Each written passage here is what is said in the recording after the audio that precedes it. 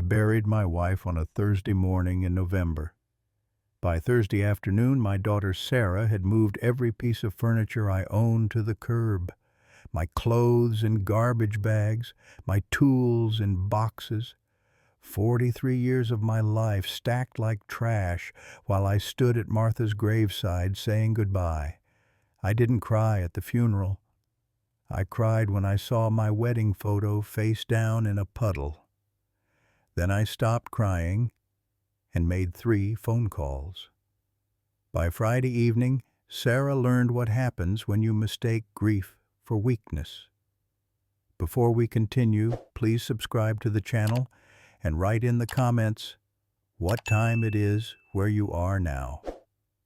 The funeral ended at 2:15. Small service. Martha wanted it that way. 20 people in folding chairs. Pastor Jim said nice things about her laugh and her garden. He didn't mention the cancer. Didn't need to. Everyone knew. 18 months from diagnosis to burial. Fast and brutal. I shook hands afterward. Accepted condolences. My brother Tom drove me back to what I thought was still my house. Sarah's house now, technically. Had been for 6 years. We'd signed it over in 2017 when her husband Derek got that promotion at the investment firm. Made sense at the time. They needed the space for the kids. We were getting older. The property taxes were climbing. Derek said it would help with their mortgage application. "You'll always have a home here, Dad," Sarah had said, hugging me in the lawyer's office. "This is still your house. Always will be." Martha had squeezed my hand under the table. She'd been nervous about it. I told her not to worry. Sarah was our daughter. Family takes care of family. The driveway looked wrong when Tom pulled in. Took me a second to process what I was seeing. My workbench, the oak one I'd built in 1985, sitting on the curb, my toolbox beside it, the red metal one with my initials scratched in the side. "Jesus Christ," Tom muttered, putting the car in park. I got out slowly. My dress shoes crunched on gravel. November wind cut through my suit jacket. I walked toward the curb like I was dreaming. Had to be dreaming. Maybe the stress had finally broken something in my brain. But no. That was my recliner. The brown leather one Martha had given me for our 30th anniversary. That was our bedroom dresser. The white one with the stuck-bottom drawer. Our wedding photo in its frame, glass cracked, lying in a puddle of yesterday's rain. I picked up the photo. Water had seeped behind the glass. Martha's face blurred at the edges. We looked so young. I was 23. She was 21. Married in her mother's church in June. Honeymoon in Virginia Beach. 43 years ago. The front door opened. Sarah stepped out. She'd changed out of her funeral dress. Jeans and a sweater now, hair pulled back. She looked like Martha around the eyes. Always had. "Dad," she said. Not warmly. "What's happening here?" I asked. My voice sounded calmer than I felt. "We need to talk." She came down the steps.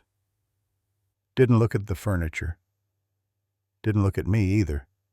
Looked somewhere past my shoulder. "Derek and I have been discussing this for a while." "Discussing what?" "Your living situation." She crossed her arms. "It's not working anymore." I looked at the curb again, at 43 years of my life sorted into boxes and bags. You did this today? While I was burying your mother? We thought it would be easier this way. Cleaner. She finally met my eyes. Derek has a client who needs the room. Important client. They're flying in from Singapore next month. We're converting your space into a proper guest suite. The words didn't make sense at first. I had to replay them in my head. My space. The addition. Where you've been staying. The addition I built, I said, with my own hands, in 2003. Dad, the house is in our name. Legally, it's our decision. Tom had gotten out of the car. He stood behind me now. I could feel him there. Sarah, your mother just died. She flinched. Good. She should flinch. I know that. I was there. But this isn't about Mom. This is about practical realities. Derek's career is at a critical point. This client could mean a promotion to senior partner. We need to make the right impression. And I make the wrong impression, I said. That's not what I said. Then what are you saying? She uncrossed her arms, crossed them again. You're 71 years old. You should be in a place with people your own age, a community, activities. It's healthier. I built this house, I said quietly, in 1981. Every board, every nail. Your mother picked out the paint colors. We planted those trees. I pointed to the oaks flanking the driveway. 30 feet tall now. Saplings when we'd put them in. I know the history, Dad, but things change. Circumstances change. Where exactly am I supposed to go? There's a very nice senior living facility in Riverside. I picked up a brochure. They have studios available. You'd have your own space, meals included. It's actually quite affordable on your pension. Affordable, I repeated. Derek and I can't subsidize 2 households. We have our own expenses. Kaylee's college tuition alone is $60,000 a year. And Ethan needs braces. We're stretched thin as it is. Something cold settled in my chest. Not anger yet. Something else. Clarity, maybe. How long have you been planning this? That's not relevant. How long, Sarah? She looked away again. 6 months. Since Mom went into hospice. 6 months. While Martha was dying, Sarah was planning how fast she could empty my room. I should have been shocked. I wasn't. Some part of me had known, had felt it in the way Derek looked at me lately, the way Sarah had stopped asking how I was doing. I want to see Derek, I said. He's not here. He's at the office. On the day of his mother-in-law's funeral. He has responsibilities, Dad. Not everyone can just... She stopped herself. Just what? Nothing. Look, we hired movers for the heavy stuff.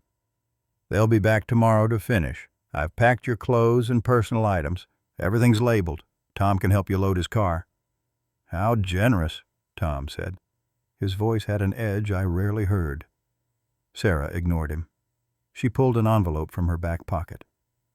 I found you a temporary place. Month-to-month rental. Small apartment over on Birch Street. First month is paid. After that, you're on your own. She held out the envelope. I didn't take it. This is temporary, she said. Just until you find something permanent. We're not abandoning you. We're helping you transition to the next phase of your life. The next phase. I looked at my belongings on the curb. My life in boxes. Your mother would be ashamed. Her face hardened. Don't put this on Mom. She would have understood. She was practical. She knew Derek and I needed space to grow. She knew you were greedy, I said. She didn't want to believe it. But she knew. That's not fair. Fair? I laughed.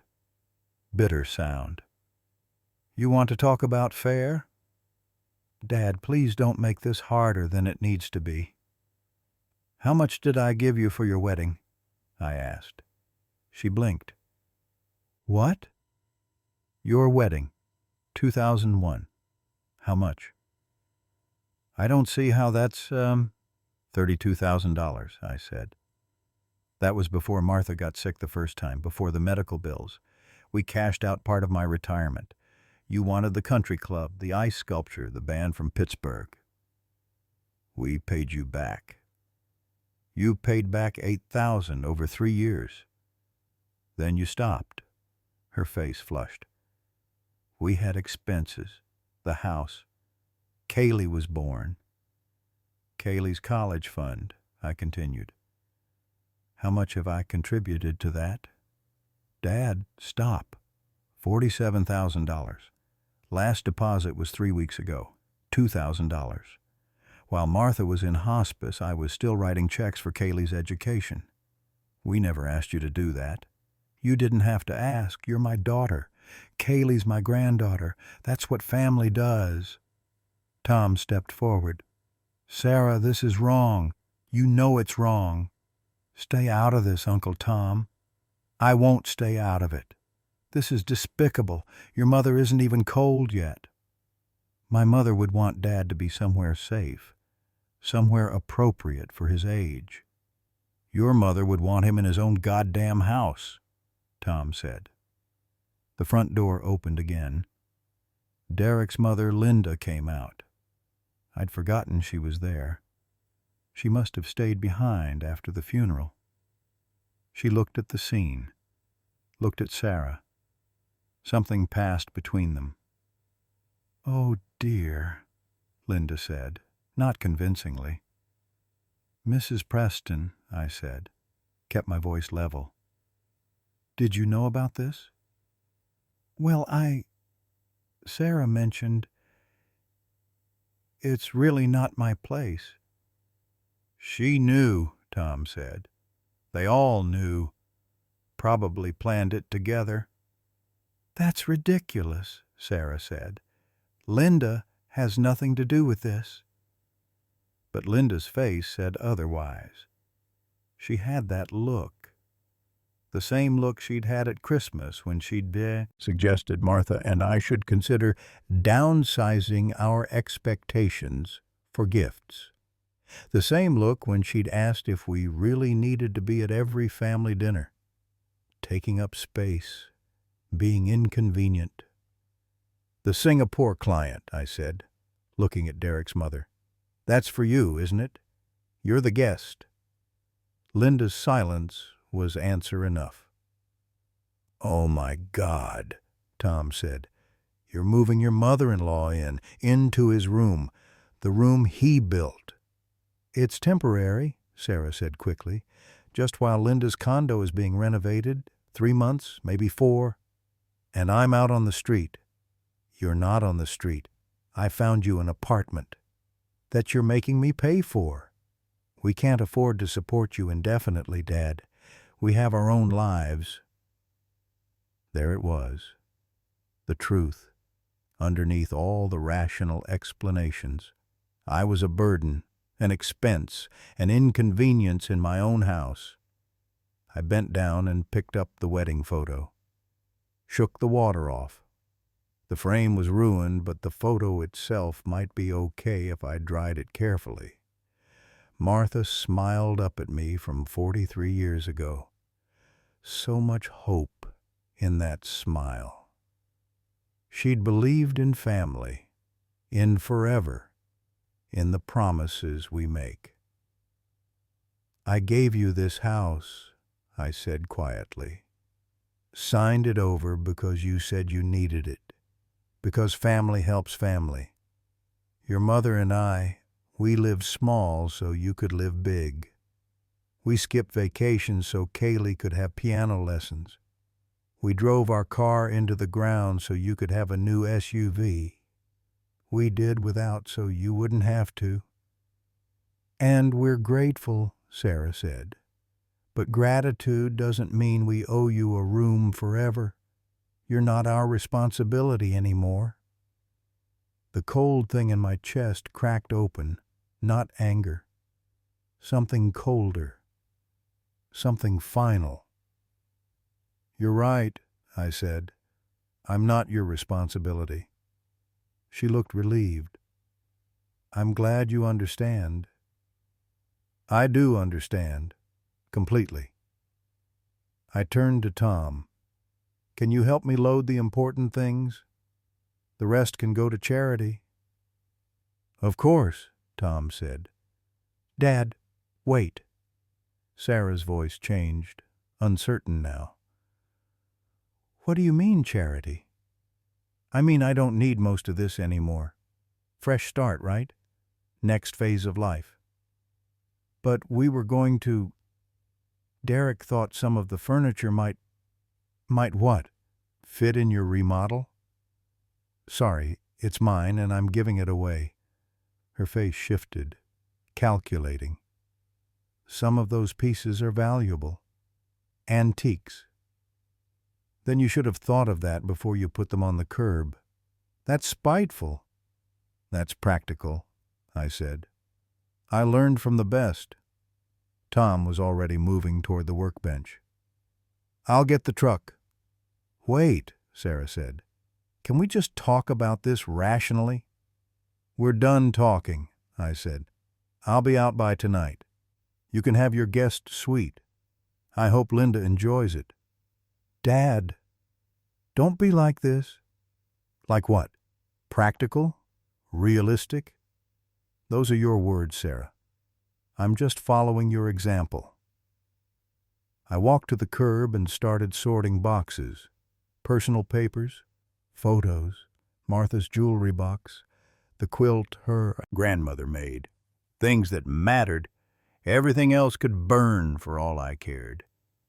Tom pulled his truck around. We worked in silence, loading the bed. Sarah stood on the porch watching. Linda had disappeared back inside. Smart woman. She knew when to make herself scarce. It took 40 minutes to load what I wanted to keep.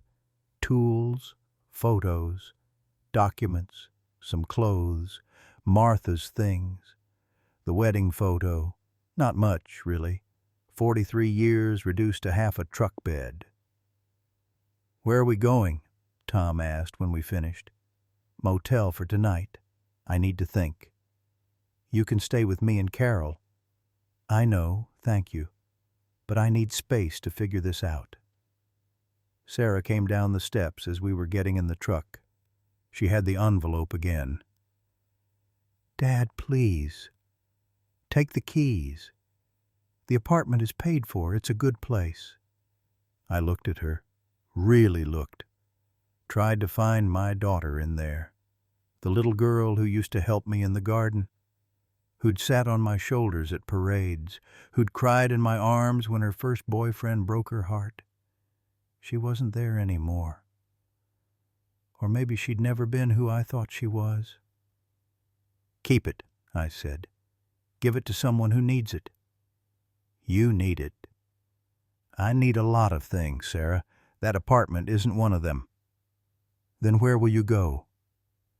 That's not your concern anymore. You made that clear. Her eyes got wet. I'm still your daughter. Are you? I asked. I'm not sure anymore. I got in the truck. Tom started the engine. As we pulled away, I looked back once. Sarah stood in the driveway, alone, looking smaller than she had an hour ago. Good. She should feel small. The Riverside Motel sat just off Highway 22, $49 a night. Clean enough. The woman at the desk gave me a room on the ground floor without asking questions. People came to the Riverside when they needed not to be asked questions. Tom helped me carry things in. We didn't talk much. What was there to say?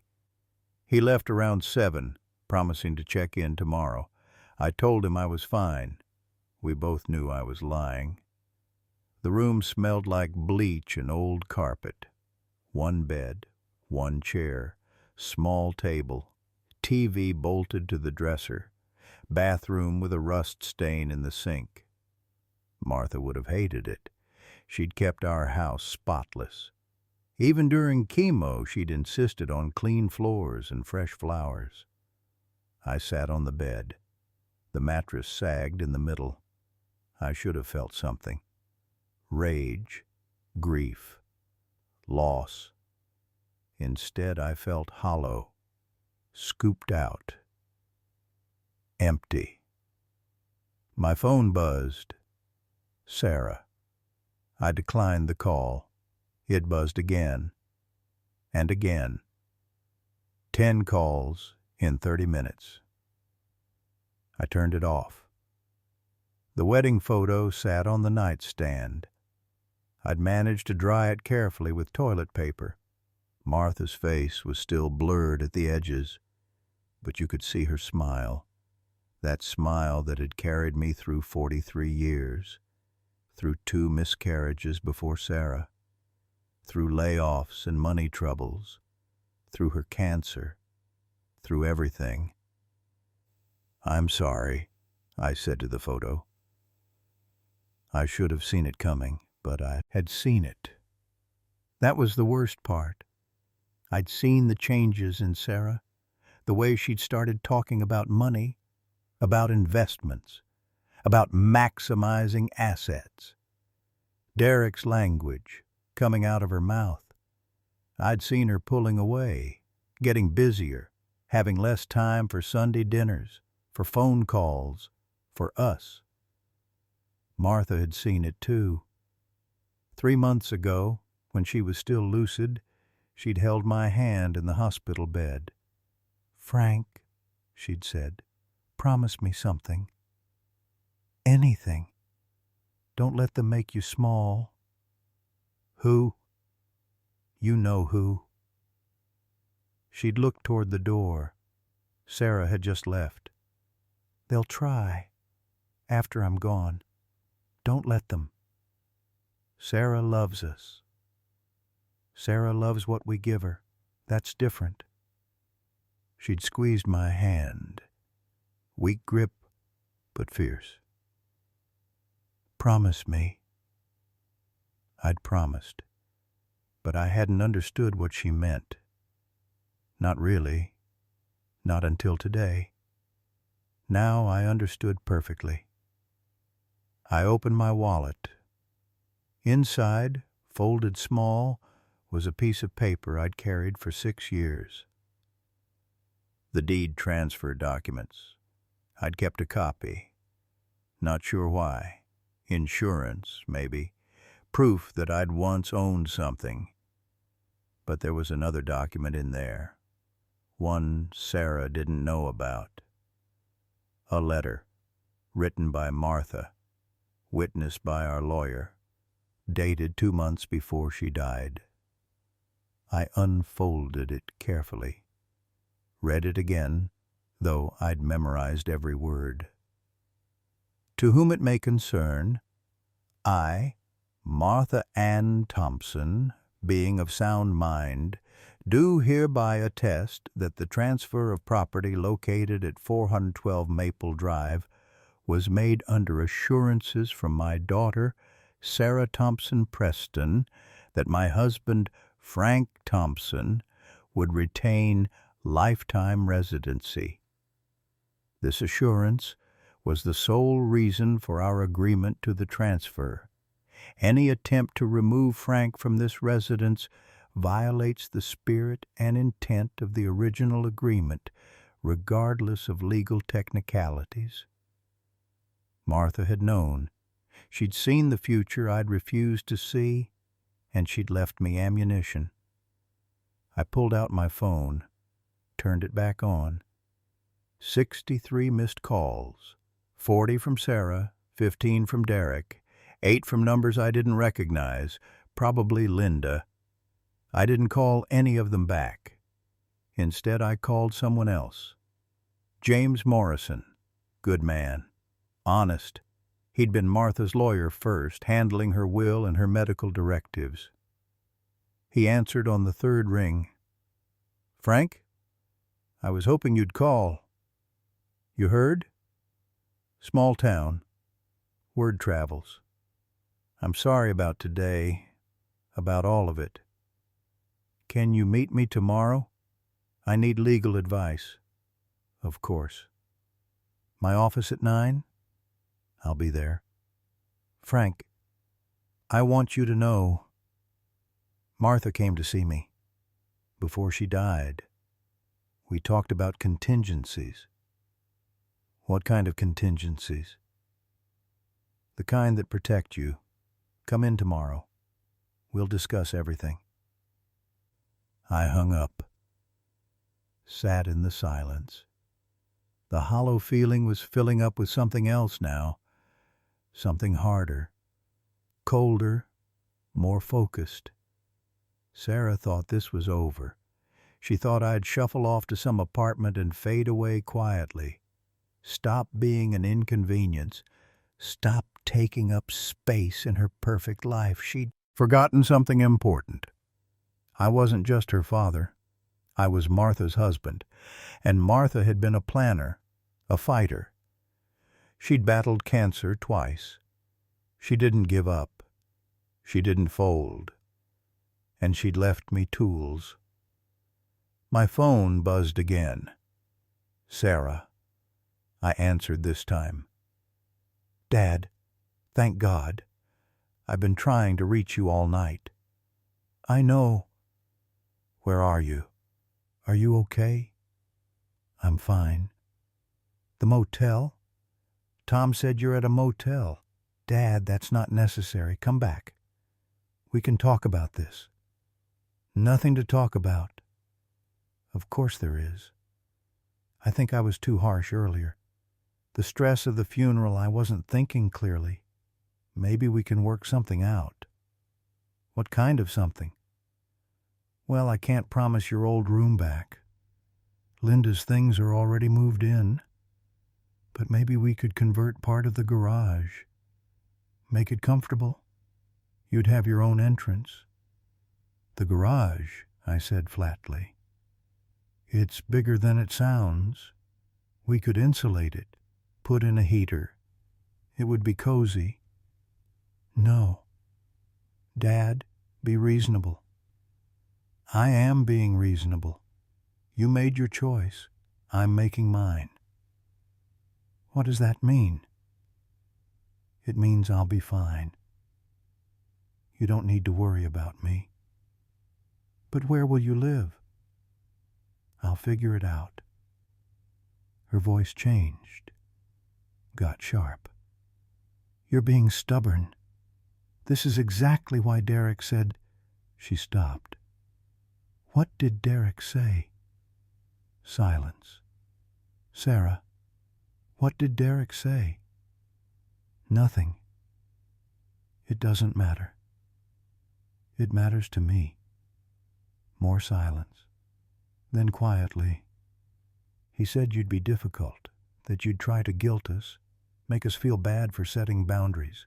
He said we had to stay strong." "Stay strong," I repeated. "Against what? Your 71-year-old father?" "Against emotional manipulation." I laughed. Couldn't help it. "That's what this is? Manipulation? Isn't it? The silent treatment. Making us worry. Refusing the apartment. It's all designed to make us feel guilty." "You should feel guilty." "See? That's exactly what I'm talking about." "Sarah, I'm going to say this once. Listen carefully. I don't want your garage. I don't want your charity apartment. I don't want your guilt or your excuses. I want to be left alone. Dad, we're done. Don't call me again." I hung up. Turned the phone off completely this time. The silence felt good, clean. For the first time since Martha died, I felt like I could breathe. I had a plan now, or the beginning of one. It started with James Morrison's office tomorrow at 9. It involved Martha's letter and some things I'd remembered, details Sarah had forgotten about, or maybe never knew in the first place. See, when we transferred the house, there were other assets, a life insurance policy worth $200,000. The beneficiary, Sarah. Made sense at the time. She was our only child. Everything we had would go to her eventually anyway. But Martha had changed that policy 3 months ago. I'd signed the paperwork without really reading it. She'd said it was just updating some language, making things clearer. Now I wondered what exactly she'd changed. There was also my pension, $1,800 a month from 33 years at the electric company. Not much, but steady. Sarah didn't know how much. She'd never asked, just assumed it was barely enough for basic expenses. She'd assumed wrong. And there were other things, small things, the kind of things you accumulate over 71 years. Stocks from an old employee purchase plan, some bonds my father had left me, a savings account Martha and I never touched. Emergency fund, she'd called it. That emergency had arrived. I lay back on the sagging mattress and stared at the water-stained ceiling. Tomorrow, I'd start putting pieces in place. Not revenge. Something cleaner than that. Justice, maybe. Or just consequences. Sarah wanted to be practical. Realistic. Fine. She'd learned just how practical I could be. Martha's voice echoed in my head. Don't let them make you small. I wouldn't. I'd take up space, make noise, be an inconvenience, and I'd do it all completely legally. I smiled at the water stain. It looked like a bird, or maybe an angel. I got this, Martha, I said to the ceiling. I got this. James Morrison's office smelled like coffee and old books. Comforting smells. He stood when I came in, shook my hand firmly. Frank, good to see you, though I wish it were under better circumstances. Me too. We sat. His desk was organized chaos. Files stacked neatly, photos of his family, diplomas on the wall. He'd been practicing law for 30 years. Martha had trusted him completely. First, he said, I want to give you something. He pulled a folder from his drawer, handed it across the desk. Inside were documents, lots of them.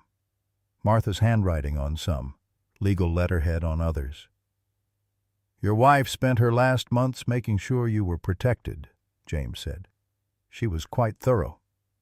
I flipped through the pages, policy documents, the letter I'd already seen, other letters, financial statements, a new will. I don't understand. Martha knew what was coming, James said gently. She saw how Sarah was changing, how Derek was influencing her. She wanted to make sure you'd be okay. The life insurance, I said, finding that document. She changed the beneficiary. To you, all of it, $200,000. Sarah no longer has any claim. When? 3 months ago. Same day she wrote that letter. I kept reading. There were more changes. The savings account, $37,000 I'd half forgotten about, was now in my name only. Had been joint before. Martha's investment account, $22,000, transferred to me as well. She liquidated everything she could without your signature, James said. Made sure it was protected. Sarah can't touch any of it. Why didn't she tell me? She did, Frank. You signed all the documents. You just weren't paying attention. She said you were overwhelmed with her care, didn't want to burden you with details. He was right. Those last months were a blur. I'd signed whatever Martha put in front of me, trusting her. Like always. Smart woman. Even dying, she'd been protecting me. There's more, James said. The house. What about it? It's Sarah's. Yes and no. He pulled out another document. When you transferred the deed, there was a clause. Did you read the full document? I skimmed it. Martha didn't. She read every word, and she insisted on specific language. He pointed to a paragraph. Right here. Grantors retain life estate and right of occupancy for the duration of their natural lives. Any attempt to remove grantors from the property without mutual written consent constitutes breach of agreement and grounds for deed reversal. I read it twice, 3 times. What does that mean? It means you have the legal right to live there, for life. Sarah can't evict you. If she tries, you can sue to have the deed transfer reversed. The house would come back to you. But she already evicted me, without your written consent, which means she's in breach. You have grounds to take the house back. My hands started shaking. Take it back? Full reversal, like the transfer never happened. It would be yours again. Can we do that? We can. Whether we should is another question. James leaned back in his chair. Frank, I need to ask. What do you want here? Really want? I thought about it. The house full of memories. 43 years of my life in those walls. Martha's garden, the deck I'd built, the bedroom where we'd slept for decades, but also Sarah's face yesterday. Her words. You're not our responsibility anymore. I don't want the house, I said finally. James looked surprised. No? No. It's tainted now. I could never live there comfortably again. I'd see her putting my things on the curb every time I walked in. Then what do you want? I want her to understand, to really understand what she's done. James smiled, small smile, sad but knowing. Martha said you'd say something like that. She did? She knew you, Frank. Knew you wouldn't want revenge, just recognition. Justice. He pulled out another folder, this one thicker. So she left you a road map. Inside was a plan, detailed, thorough, very Martha. It covered everything, financial moves, legal options, even a letter to Sarah, sealed with instructions. She wrote this for me to give you after she was gone, James said, in the event that Sarah did exactly what she did. Martha was hoping she was wrong, but she was prepared if she wasn't. I opened the sealed letter. Martha's handwriting. Shaky toward the end, she must have written it in her final weeks, but still hers. My dearest Frank, if you're reading this, I was right. I hate being right about this. I wanted so badly to be wrong, to believe our daughter would honor what we built together. But I know Derek. I know what he's done to her, how he's changed her, and I know, she's let him. You're probably feeling lost right now, maybe angry, maybe just sad. All of that is okay. Feel what you feel, but don't feel powerless. You're not. I've made sure of that. James has documents that will help you. Money I've protected. Rights I've preserved. Use them. Not for revenge, you're better than that, but for dignity, for recognition, to show Sarah that love isn't free, that family isn't disposable, that actions have consequences. Make her see what she's done, not through anger or punishment, through truth, cold, clear, undeniable truth. And then, my love, let her go. She's chosen her path. You can't follow. Find your own path. Find peace. Find joy again. You deserve it. I love you. I've loved you since I was 21 years old. I'll love you forever. Don't let them make you small. Martha. I read it 3 times. Tears blurred the words. James pushed a tissue box across the desk. Didn't say anything, just waited. She really did know, I said finally. She did. How long do I have to contest the deed? Technically, you're still within the window. Transfer was 6 years ago, but the breach just occurred. You have grounds. And if I don't want the house back, what are my options? James flipped through the folder. Several. You could sue for damages, force a sale and split the proceeds, negotiate a financial settlement, or, he paused, or what? Or you could use the threat of legal action as leverage. Make Sarah understand her vulnerability, then walk away on your terms.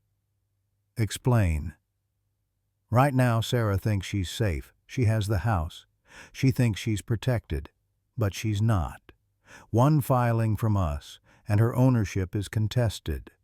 That puts a cloud on the title. She can't sell, can't refinance, can't do anything until it's resolved, which could take years. And cost her? Tens of thousands in legal fees, possibly more, plus the stress, the uncertainty, the social embarrassment when word gets around town. That feels like revenge. That depends on how you use it. James leaned forward. Martha's plan is elegant, simple. You confront Sarah with the reality of her situation. Show her the documents. Explain what you could do. Let her sit with that fear for a while. Then what? Then you offer her a deal. She pays you fair market value for your life estate, essentially buying out your right to live there. Based on actuarial tables and property value, that's probably $70,000 to $80,000. You take the money, sign away your rights, walk away clean. She gets the house free and clear. Eventually, but she pays for it, and she knows what she almost lost. I thought about it. It was fair, more than fair, and it would hurt. Derek and Sarah were stretched thin.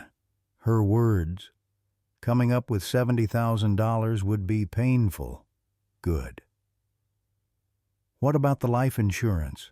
I asked. That's already yours. Paid out 2 weeks ago, currently sitting in escrow pending distribution. Should be in your account within 10 days. So I'm not homeless. Far from it. $200,000 from insurance. $37,000 in savings. $22,000 in investments. Your pension, and potentially $70,000 or $80,000 from the house settlement. You're looking at roughly $350,000 plus monthly pension income. That's more than I thought I had. Martha was a good saver, and she made smart choices about protecting it. What about Sarah? What does she inherit? From Martha? Nothing. The will specifically disinherits her. What? James pulled out the will. I'd seen Martha sign it, but I hadn't read the details, too focused on keeping her comfortable those last weeks. There it was. Clear language. I leave nothing to my daughter, Sarah Preston. She has already received her inheritance in the form of the family home and substantial financial support during my lifetime. I leave my remaining assets to my husband, Frank Thompson, trusting he will use them wisely. Jesus, I whispered. Martha was very clear about this. Sarah's behavior had already started, the distance, the priority shifts. Martha saw it. She protected you. Does Sarah know? Not yet. The will hasn't been officially read. I was waiting for you to be ready. When do we do that? Whenever you want. Legally, it should happen soon, within the next few weeks. I sat back, processed everything. $200,000, protected savings, a pension, rights to the house I could leverage. And Sarah knew none of it. She thought I was destitute, helpless, at her mercy. She was wrong. Here's what I want, I said slowly. Set up the will reading. Formal. At your office. Require Sarah and Derek to attend. I can do that. And I want to file a notice of intent regarding the deed. Not a full lawsuit yet? No, just a notice. Something that goes on record. Shows I'm considering action. That'll rattle them? Good. I looked at Martha's letter again, at her handwriting. She wanted me to use truth. That's what I'll do. Show them the truth. Let them understand. Then make my offer.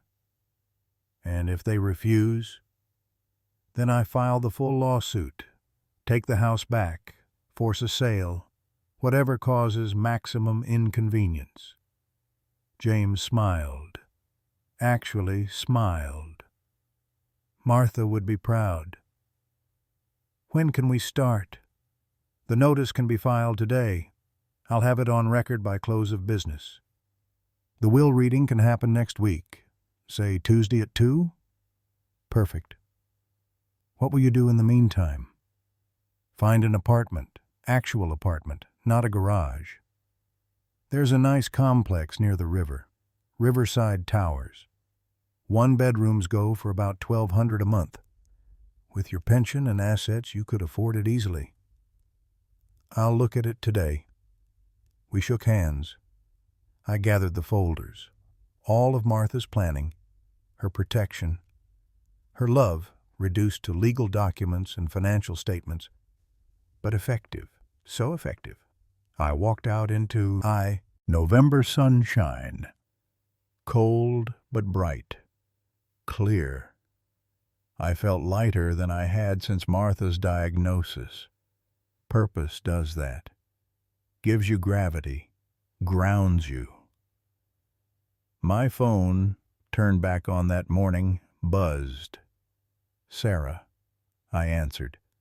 Dad, where are you? Running errands. We need to talk. Can you come by? No. Dad, please. Derek wants to apologize. He thinks we were too hasty. Interesting. What changed? What do you mean? Yesterday, I was an inconvenience. Today, Derek wants to apologize. What changed? Silence. Then, Uncle Tom talked to him, made him see things differently. What did Tom say? Just that we'd been insensitive about the timing with Mom's funeral. Anything else? He mentioned that you might have more assets than we realized. There it was. Tom must have said something. hinted that I wasn't as helpless as they'd thought. And now Sarah was worried. Good instincts. Too late. I do have assets, I said. You don't need to worry about me. I'm not worried about... I just want to make sure you're okay. I'm fine. Where are you staying? I found a place. Nice one-bedroom, near the river. Oh, that's good. She sounded uncertain. Did you need help with the deposit? No, I have it covered. From the motel? That must be expensive. I'm managing. Dad, look, about yesterday. I think we got off on the wrong foot. Can we start over? No. What? I said no. We can't start over. What's done is done. But I'm apologizing. Are you? Or are you worried? That's not fair. You keep saying that. Fair, like fairness matters to you. It does matter. Then why did you put my things on the curb while I buried your mother? Silence. I'll let you go, Sarah. I have appointments. Wait. The will reading. James Morrison's office called. We're supposed to come Tuesday. That's right. Do you know what's in it? I do. Will you tell me? No. You'll find out Tuesday. Dad, 2:00. Don't be late. I hung up. She'd be spinning now, worrying, wondering. Derek would be pacing, running scenarios, calculating. Let them worry. Let them wonder. For 5 days, they could sit with uncertainty, with fear, with the understanding that maybe they'd miscalculated. Taste of their own medicine. I drove to Riverside Towers. Nice building, 8 stories, balconies with river views. The manager showed me a unit on the 5th floor. Bright, clean, modern kitchen. The furniture from the curb would fit fine. I signed a lease, first and last month, security deposit. Moved in December 1st. Is it just you? The manager asked. Just me now. Recently widowed? This week? Her face softened. I'm sorry. Thank you. If you need anything, let me know. We have a nice community here, social events. Coffee in the common room Thursday mornings. That sounds good. I stopped by Tom's house on the way back to the motel. He and Carol were in the garden, putting it to bed for winter. Frank! Carol hugged me. She'd been crying, eyes red. How are you holding up? Better today. Tom told me what Sarah did. I still can't believe it. Believe it. She called here this morning, Tom said, fishing for information. What did you tell her? That you weren't destitute, that Martha had been smart with money, that she might want to reconsider her actions. Perfect. She didn't like hearing it. I bet. I looked at my brother. I'm filing a notice against the deed, contesting the transfer. His eyebrows went up. Can you do that? According to Martha's lawyer, yes.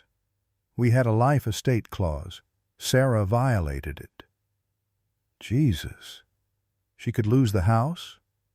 If I push it. I'm not going to. But I want her to sweat for a while. What's your end game? Make her pay fair market value for my rights, then walk away. How much? 70, 80,000. Tom whistled. That'll hurt. Good. Carol touched my arm. Is this what Martha would want? I pulled out Martha's letter. Let them read it. Carol cried. Tom's jaw tightened. Yeah, Tom said when he finished. This is exactly what she'd want.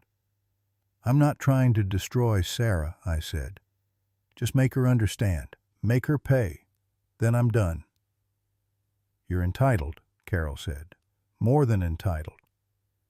Will you come to the will reading? Tuesday at 2? Wouldn't miss it. Might be uncomfortable. I'm counting on it.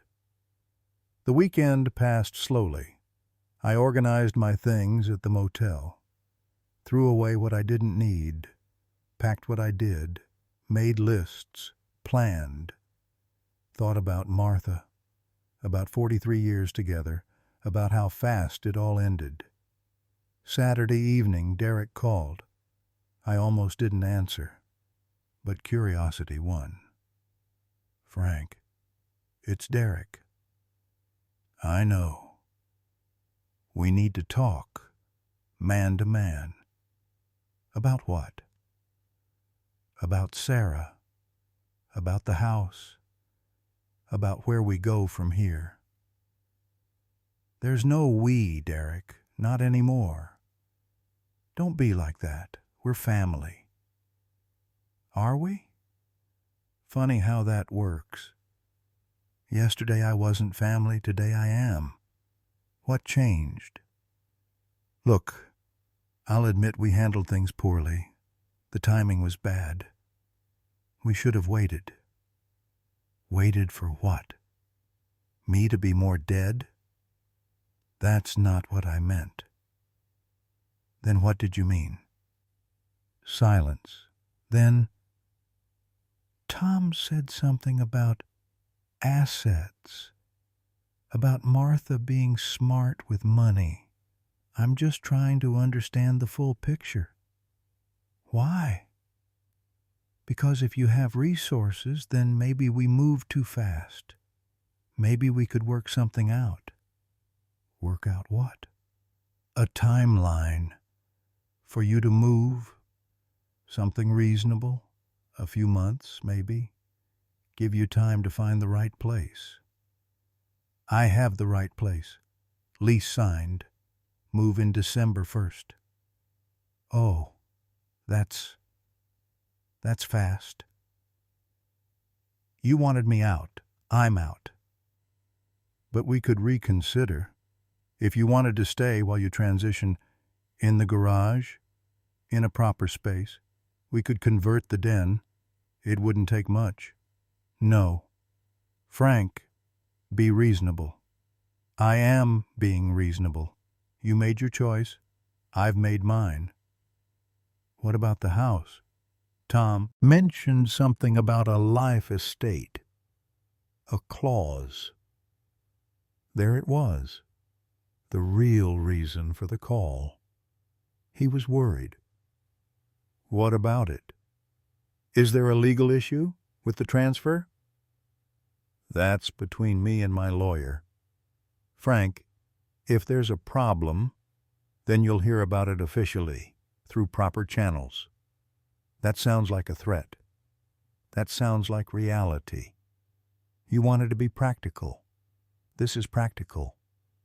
We could lose the house. That's a possibility. Over a technicality? Over a violation of the agreement. His voice changed. Got hard. If you try to take this house, we'll fight. We have lawyers, too. I'm sure you do. Better pay them quickly. Legal bills add up fast. This is extortion. This is consequences. You taught me that. Actions have consequences, old man. Your words to Sarah yesterday. I was listening. You were eavesdropping? I was standing in the driveway looking at my life on the curb. Hard not to hear. We'll see what a judge says about this. I look forward to it. Nothing I'd like more than to tell a judge how my daughter evicted me during my wife's funeral. I'm sure that'll play well. He was breathing hard now. Angry. What do you want? I want Tuesday at 2. Will reading. Be there. What if we don't come? Then you'll miss important information about Martha's estate. Your choice. There's nothing in Martha's estate. You don't have anything. Interesting assumption. I guess you'll find out Tuesday. I hung up. He'd be fuming now, probably throwing things, yelling at Sarah, calling his lawyers. Let him. He'd learned Tuesday that all the lawyers in the world couldn't change what Martha had done. Sunday, I went to Martha's grave. First time since the funeral. The ground was still raw, no headstone yet, just a temporary marker with her name and dates. Martha Ann Thompson, 1951-2024. Beloved wife and mother. I'd picked those words. Simple. True. Though mother felt complicated now. I sat on the cold ground. Didn't care about the damp. Didn't care about anything except talking to her.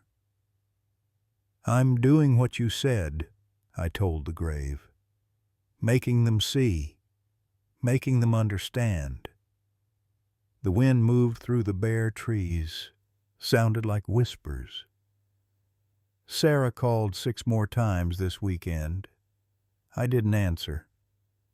Derek threatened to sue. Tom and Carol are coming to the will reading. It's going to be ugly. More wind, more whispers. I found an apartment. You'd like it. Riverview, quiet. Not too big, just right for one person, which is what I am now. One person. My voice cracked. I let it. No one here to see. I miss you. I know it's only been 5 days. Feels like 5 years. The motel is awful. The bed sags. The TV doesn't work. But that's not why it's awful. It's awful because you're not there. I pulled up grass, shredded it, threw it. I'm so angry, Martha. At Sarah. At Derek. At cancer. At God. At you for leaving. At myself for not seeing this coming. The wind picked up. Colder now.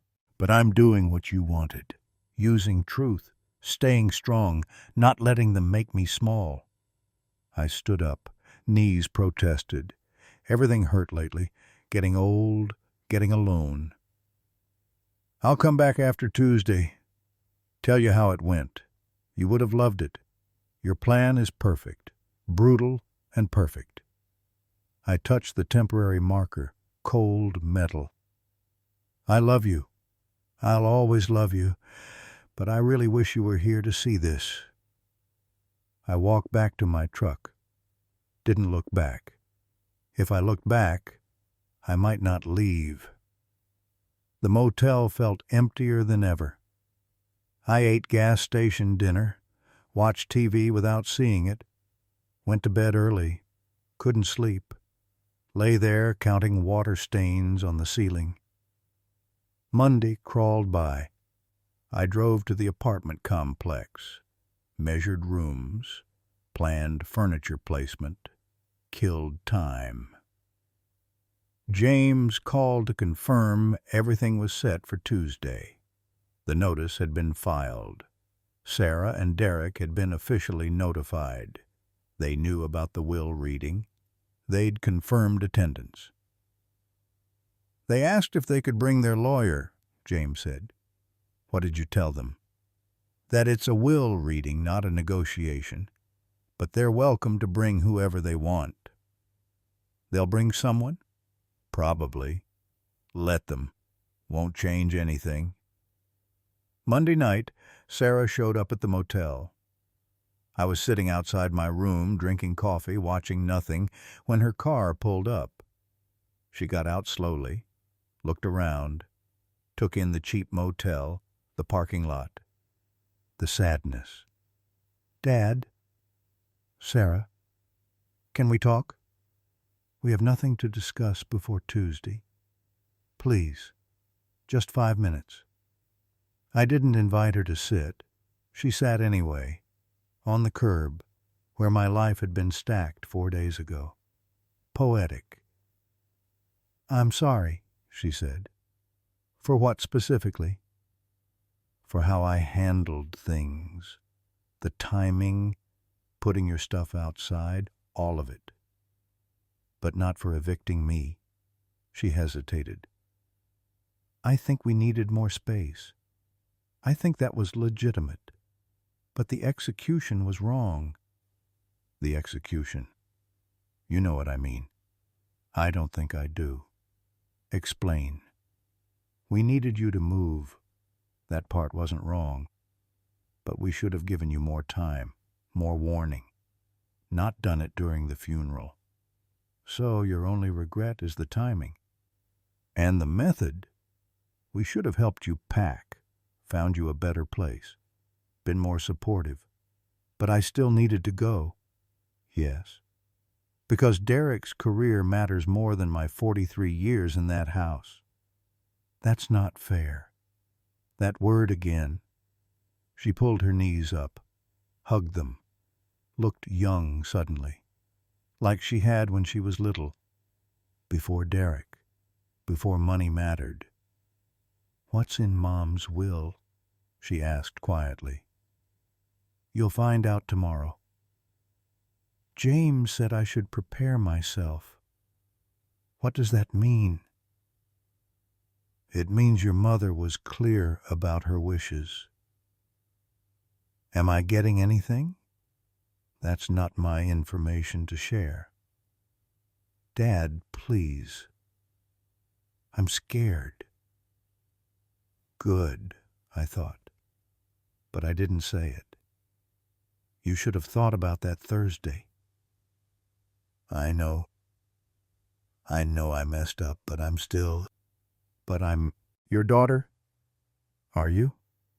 She flinched. Of course I am. Then act like it.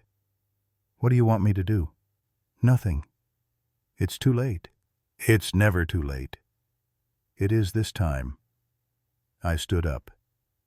I need to sleep. I have an important day tomorrow. What about the house? Derek said there's a legal issue. There is. Can you contest the deed? I can. Will you? Depends. On what? On tomorrow? On whether you're capable of understanding what you've done? I do understand.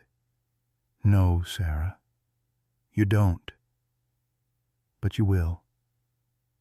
I went inside, closed the door. She sat on that curb for another 10 minutes. I watched through the window. She was crying. I felt nothing. That scared me a little. The nothing. I should have felt something. Pity, regret, love. Nothing. Maybe I'd used it all up. 43 years of love, 6 years of slow disappointment, 4 days of grief and rage. The tank was empty, or maybe this was what strength felt like, what Martha had wanted, not letting them make me small. It felt like nothing, and that was okay. Tuesday morning I put on my good suit, the one I'd worn to Martha's funeral, only suit I owned. I shaved carefully, looked at myself in the mirror, 71 years old, tired, alone, but not broken. Not yet. James's office was crowded when I arrived. Sarah and Derek sat on one side. Their lawyer, some kid in an expensive suit, sat with them. Tom and Carol on the other side. James at his desk, and me in the middle. "Thank you all for coming," James said formally. We're here to execute the will of Martha Ann Thompson, deceased. I'll read the relevant portions. Frank, you've already seen this. Everyone else will hear it for the first time. Sarah looked nervous. Derek looked angry. Their lawyer looked bored. James began reading. Standard language first. Dates, declarations, technical stuff. Then he got to the important part. I, Martha Ann Thompson, being of sound mind and body, do hereby make the following distributions of my estate. Sarah leaned forward. To my daughter, Sarah Thompson Preston, I leave nothing. She has already received her inheritance in the form of substantial financial support during my lifetime, including, but not limited to, wedding expenses, house down payment assistance, and educational funds for her children. I consider these gifts sufficient and final. Sarah's face went white, actually white, like blood had drained away. Derek stood up. That's not possible. Sit down, Mr. Preston, James said calmly. She can't disinherit her own daughter. She can and did. It's entirely legal. Please sit. He sat. The lawyer was scribbling notes now, not bored anymore. James continued.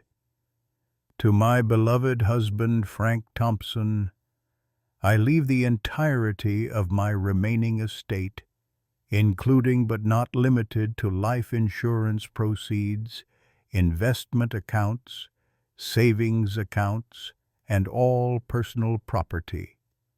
I trust him to use these assets wisely for his own care and comfort. How much? Howe demanded. That's not your concern, James said. The hell it's not.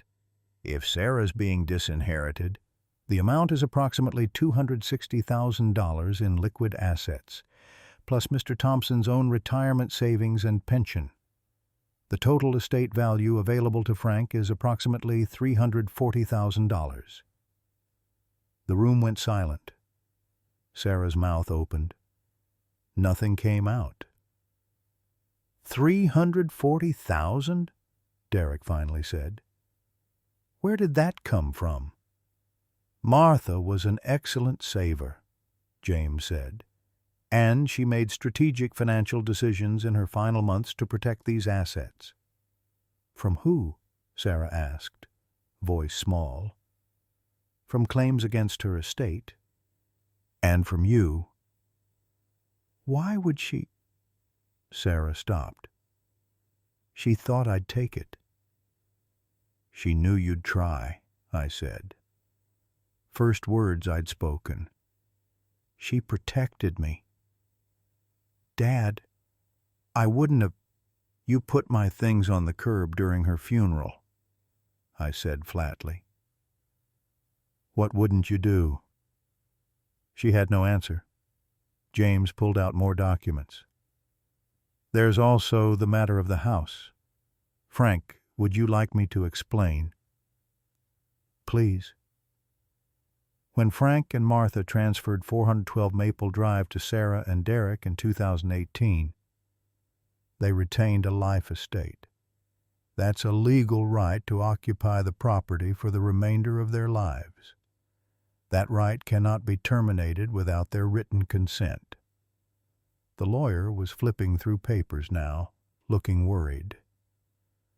Last Thursday, James continued, Sarah Preston removed Frank from the property without his consent.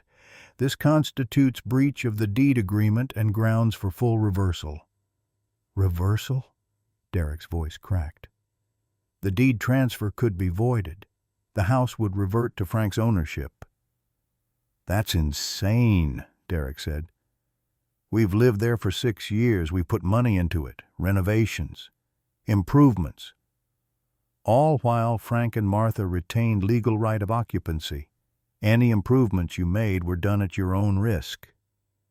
This is a shakedown, Derek said. "This is contract law," James replied. "You violated the agreement. Frank has legal standing to contest." Sarah was crying now, silently, tears running down her face. "Dad, please. The house is everything. We'll lose everything." "You should have thought of that Thursday," Tom said from his corner. "Uncle Tom, stay out of this." "No. You wanted to be an adult, make adult decisions. These are adult consequences." Derek turned to me. "What do you want? Money? We'll pay you to go away." "That's exactly what I want," I said. He blinked. "What?" "I want you to pay me. Fair market value for my life estate. According to actuarial tables, that's approximately $78,000. "78? We don't have that kind of cash." "Then get it. Loan, refinance. I don't care. But until I have that money, my claim on the house remains active." "That'll tank our credit." "Then pay quickly." Sarah was shaking now. "We can't afford that. Kaylee's tuition, Ethan's braces, the mortgage, we're already stretched." "Like I was stretched?" I asked. "When I gave you $47,000 for Kaylee's fund, while your mother was dying?" "That was different." "How?" "You wanted to help us." "I wanted to help my daughter. I'm not sure she exists anymore." "That's cruel," Sarah whispered. "That's honest." I stood up. "You have 30 days, $78,000, cash or certified check. Once I have it, I'll sign away my rights. The house is yours free and clear. You'll never see me again." "And if we can't get the money?" "Then I file the full lawsuit, force a sale, take half the proceeds. Probably more given the circumstances. Your choice." "You'd do that?" Derek asked. "You'd take our house?" "You took mine first." I walked to the door. Tom and Carol followed. Behind us, Sarah was sobbing. Derek was yelling. Their lawyer was trying to calm them down. I didn't look back. Outside, Tom hugged me. "That was brutal. That was necessary. You really going to take the house if they don't pay?" "I don't know. Probably not. But they don't know that.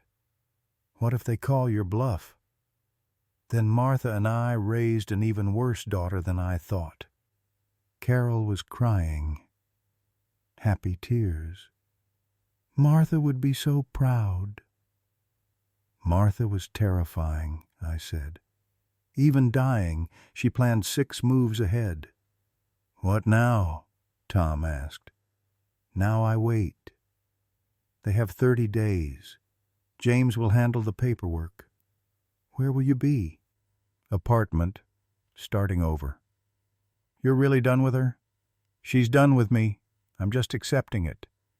For what it's worth, I think you're doing the right thing." "It doesn't feel right. It feels necessary. Those aren't the same."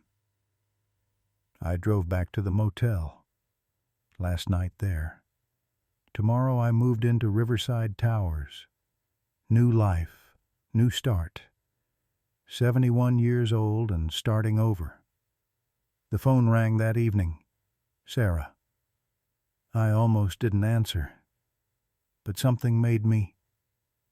"Dad?" "Sarah. We'll get you the money." "Good. It'll take time. We need to refinance. Derek's parents might help." "You have 30 days. "Can we have more time? 60 days, maybe?" 30. Dad, please." 30 days, Sarah, or I file the suit." "This is going to destroy us." "You destroyed me first." "I didn't mean to—" "Yes, you did. You thought about it for 6 months. You planned it. You executed it while I buried your mother. You meant every bit of it." I was wrong. Yes, you were. Can you forgive me? I thought about that, about forgiveness, about what Martha would want, about what I wanted. Someday, I said. Maybe, but not now. Now you need to pay your debt. Then we'll see. I love you. Then you have a funny way of showing it. I hung up. 23 days later, a certified check arrived. $78,000, made out to me with a note. Dad, here's your payment. We had to borrow from Derek's parents. Please sign the release. Sarah. No apology, no warmth, just business. Fine. I could do business. I signed the release, notarized it, sent it to James. He filed it. The house was officially, completely Sarah's now. I had no claim, no rights, no connection to those walls. Good. The money went into my account. Combined with Martha's insurance and savings, I now had just over $400,000. More money than I'd ever had in my life. I bought furniture for the apartment. Nothing fancy. Comfortable. Practical. Mine. I joined the coffee group on Thursday mornings.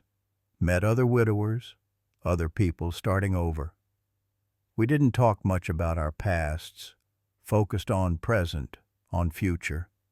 I started volunteering at the community center, teaching woodworking to kids, using my hands again, building things, useful things. Months passed. Winter became spring. The apartment felt like home. River view every morning, birds on my balcony. Peace. Sarah called once a month. I answered half the time. Conversations were short. Surface. How are you? Fine. How are the kids? Good. Weather, traffic, nothing real. She never apologized properly, never acknowledged what she'd done beyond mistakes were made. Derek never called at all. Linda moved out of their house after 3 months. The Singapore deal fell through. Apparently, the client didn't like Derek's aggressive style. No promotion, no partnership. I didn't feel joy at that news. Didn't feel anything.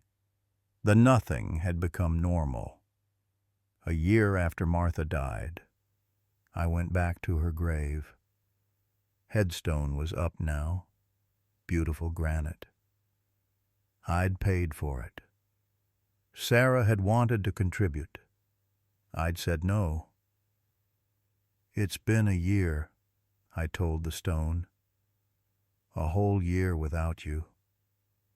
The grass had grown over, filled in, like nothing had happened there.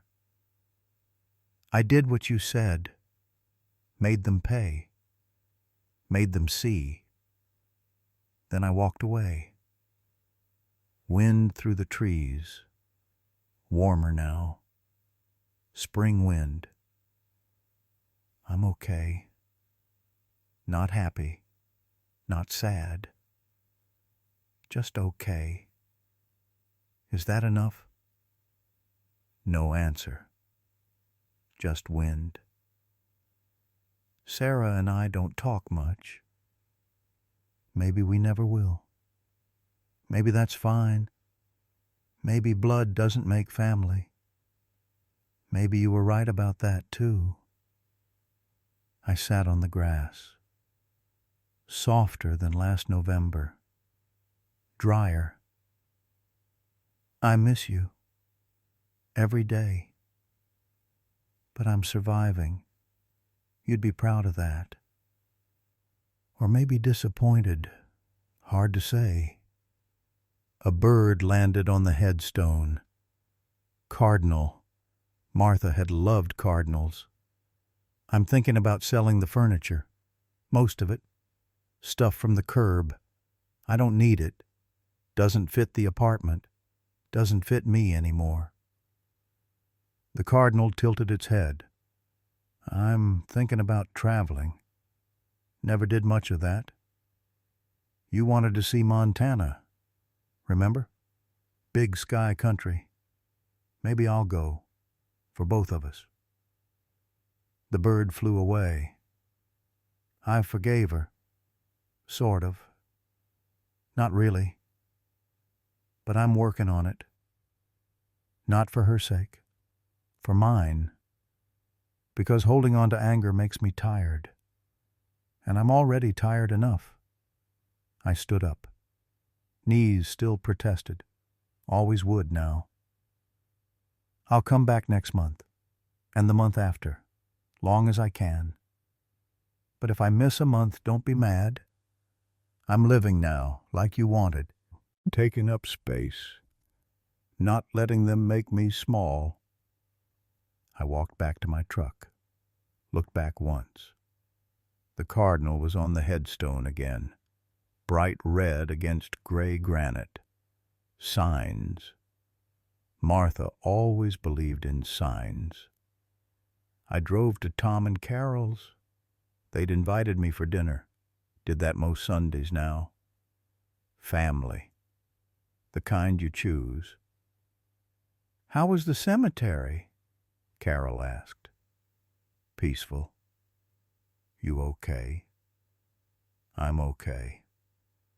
That's not the same as good, Tom said. No, but it's enough.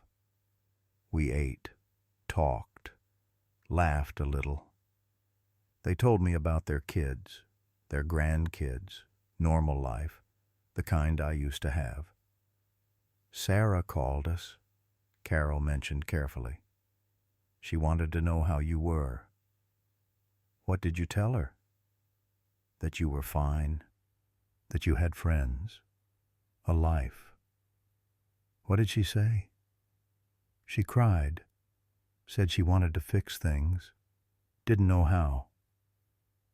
She could start by admitting what she did, actually admitting it, not dancing around it. I told her that. What did she say? That she's been thinking about it, working on it. It's been a year.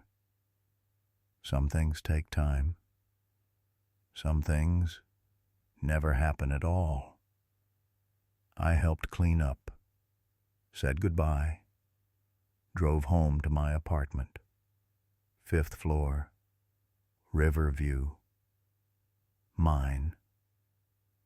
I made coffee, sat on the balcony, watched the river, thought about Montana, about big skies, about Martha, about whether okay was enough. My phone buzzed. Sarah. I stared at it, let it ring. 4, 5, 6 times. Then I answered. Dad? Sarah. Can we talk? Really talk? About what? About what I did? What I said? All of it. It's been a year. I know. I needed time to understand. Do you? Understand? I think so. I was cruel. I was selfish. I put money before family, before you, before Mom's memory. Yes, you did all those things. I'm so sorry, Dad. I closed my eyes, listened to her voice, heard her mother in there, somewhere, underneath. Sorry is a start, I said. Just a start? Sorry doesn't fix what broke, doesn't give me back what I lost. What did you lose? My daughter. For a while. Maybe forever. Too soon to tell. She was crying now. I want to be your daughter again. Then you need to show me, not tell me. Show me.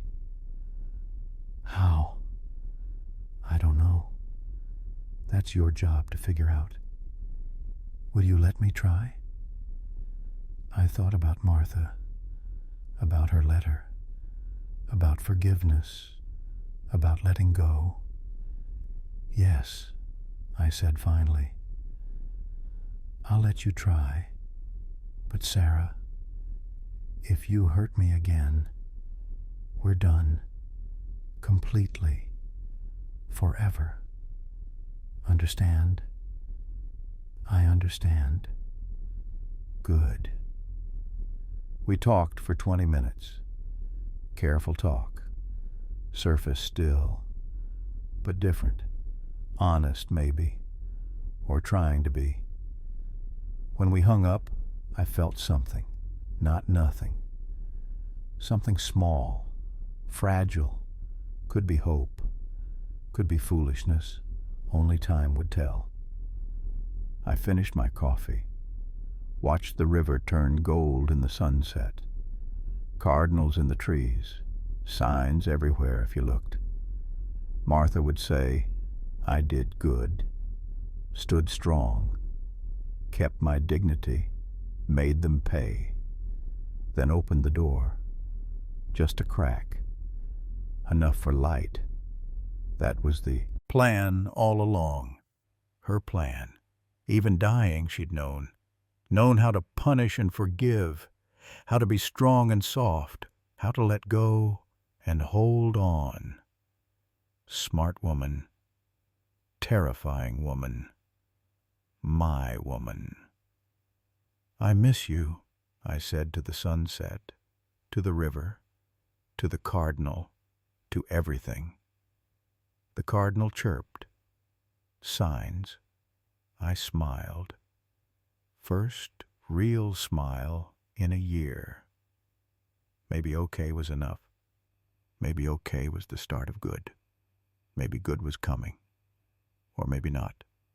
Either way, I'd survive. That's what Martha had taught me. In her life and her death, survive. Endure. Take up space. Don't let them make you small. I never would again. If you like this story, please like it, subscribe to the channel, and share your impressions in the comments. To listen to more stories, click on the window on the right. Thank you for being with us.